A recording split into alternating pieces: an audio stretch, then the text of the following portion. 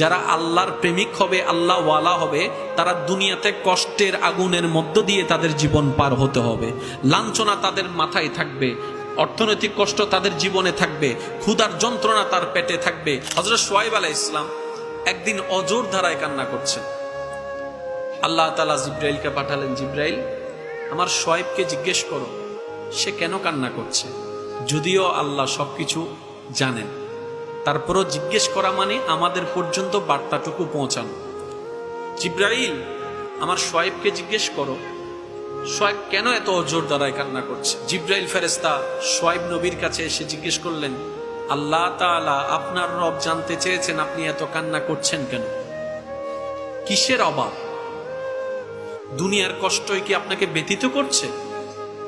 পারিবারিক অশান্তি কি আপনাকে কষ্ট দিচ্ছে? অর্থনৈতিক কষ্টে কি আপনি ব্যথিত হয়েছেন? কি এমন কারণ যেটার কারণে আপনার চোখ থেকে অঝর ধারায় পানি পড়ছে?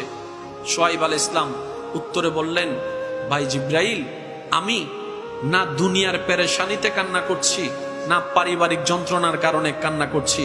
আরে আমি শুআয়ব তো আল্লাহর নবী, আল্লাহ দয়া করে বানিয়েছেন, সুতরাং আমি তো ভালো করে জানি যারা আল্লাহর প্রেমিক হবে, আল্লাহ ওয়ালা হবে, তারা দুনিয়াতে কষ্টের আগুনের মধ্য দিয়ে তাদের জীবন পার হতে হবে। লাঞ্ছনা তাদের মাথায় থাকবে, অর্থনৈতিক কষ্ট তাদের জীবনে থাকবে, ক্ষুধার যন্ত্রণা তার পেটে থাকবে, ওগুলো সব জানা আছে।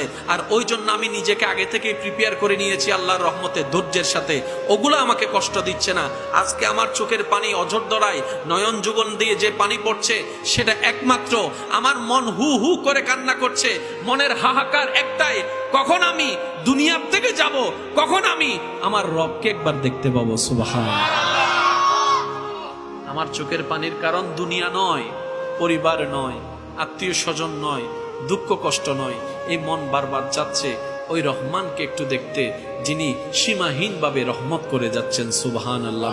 এই মনটা ওই রহমানকে দেখতে চাচ্ছে, ওই গফফারকে দেখতে চাচ্ছে, ওই সত্তারকে দেখতে চাচ্ছে, ওই খালিককে দেখতে চাচ্ছে, ওই মালিককে দেখতে চাচ্ছে, যিনি কোন বললে সবকিছু হয়ে যায়, যিনি কোন বলে আসমানকে বানিয়ে দিয়েছেন, খুঁটি ছাড়া পিলার ছাড়া ছাদ বানিয়ে দিয়েছেন। বলেন না সুবহানাল্লাহ। ওই রবকে দেখার তৃষ্ণায়, ওই রবকে দেখার তৃষ্ণায় আমার অন্তর পাগলামি করছে, কখন আমি আমার রবকে একটু দেখব। সুবহানাল্লাহ। জিবরাইল আমিন বার্তাটুকু নিয়ে রবের কাছে গেলেন। এবার রব জিবরাইলকে বললেন, জিবরাইল, আমার শুআয়বকে খবর জানিয়ে দাও তার চোখের পানি আমার পছন্দ হয়েছে।